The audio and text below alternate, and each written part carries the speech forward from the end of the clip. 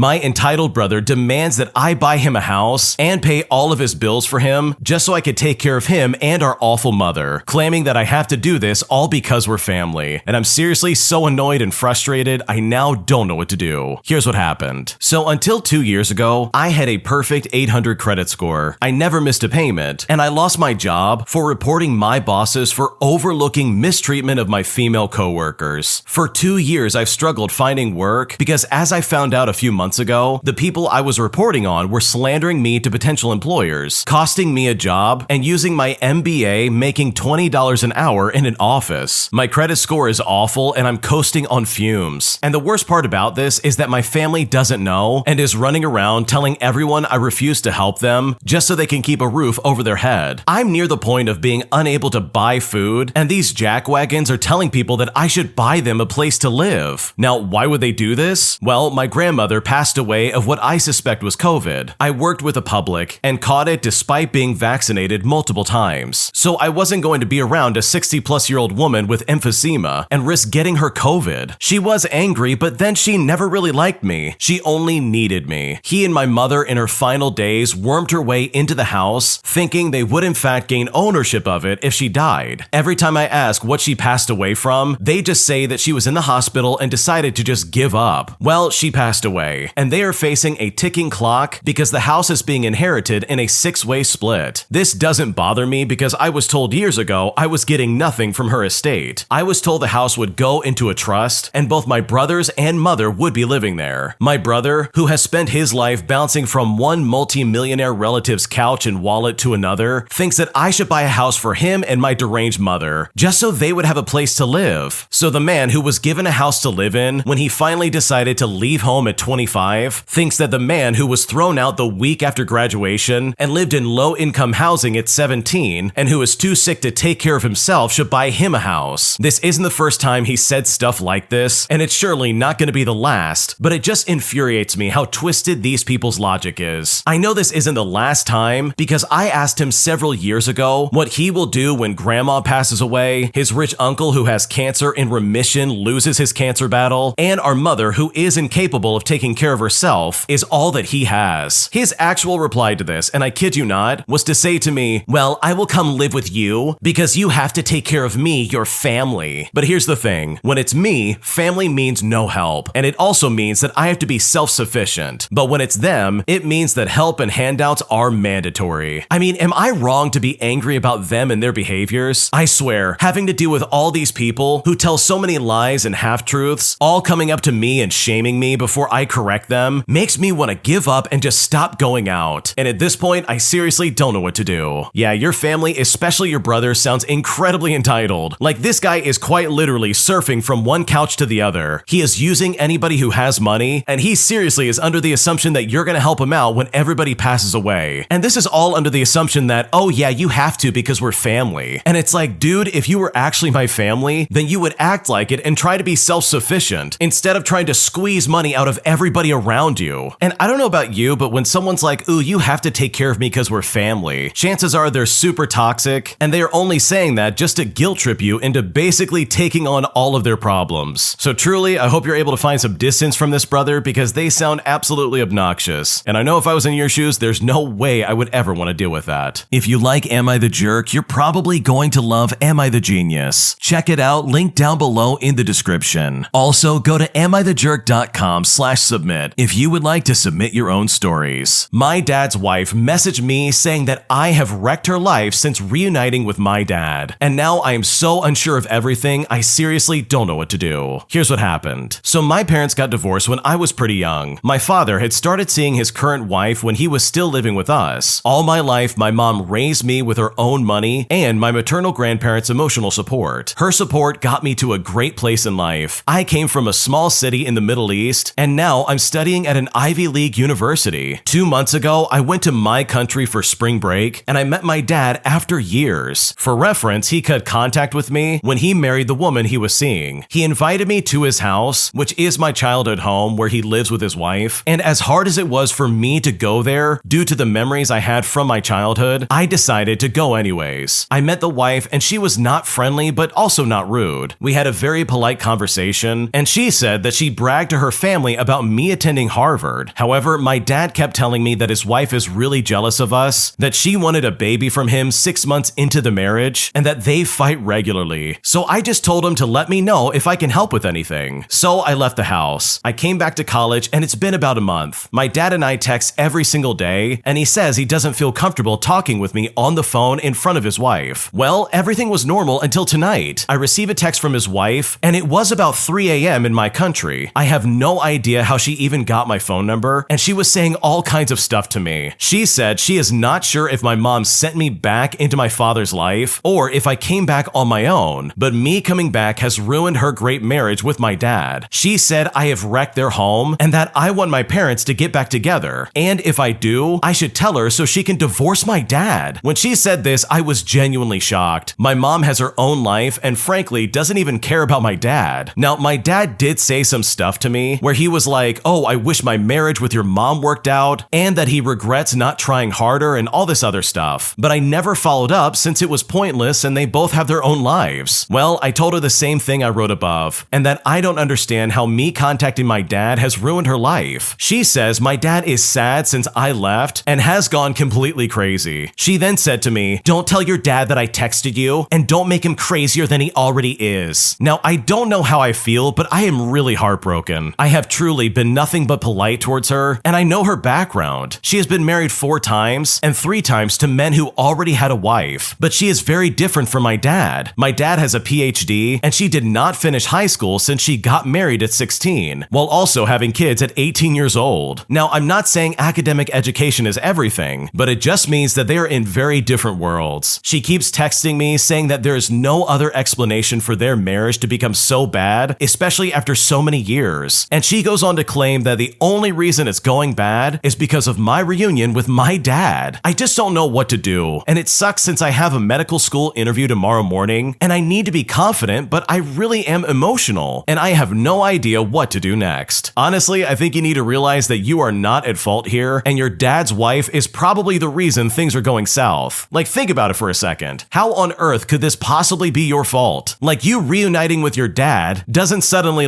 make this giant rift between your dad and his wife. It really seems like she's projecting and trying to make mountains out of molehills, and obviously trying to find somebody to blame for her marriage falling apart. That is really not fair in my opinion, and I don't think you deserve that kind of treatment at all. I know if I was in your shoes, and this really depends on you, but I would show those text messages to my dad and be like, hey, what is going on here? And then maybe explain that you're just trying to rebuild a relationship with him, and that you're not trying to ruin his marriage or anything like that, because the way his wife is acting is really weird, and in my opinion, I would not put up with that for another second. Today, I messed up by getting my first bad review, and I really do think that I absolutely deserved it after what happened. And at this point, I'm kind of worried that I'm about to lose my job. Here's what happened. Okay, I'm gonna start off by saying that I know I'm obviously in the wrong in this, and I kind of deserved it. The idea of leaving a customer with a bad taste in their mouth genuinely upsets me, and I just wanted to come on here and share what happened. So I work at a Hooters sports bar, and we are encouraged to chat with our tables, bring in regulars, and get people to have a good time. As long as you're doing your job, you can hang out with your tables for a bit, but you have to find a balance. I'm working tonight and I'm kind of busy, and I have a regular that comes in that likes to talk and talk and talk. He will tip me very well, but when I say this guy's persistent, he really is.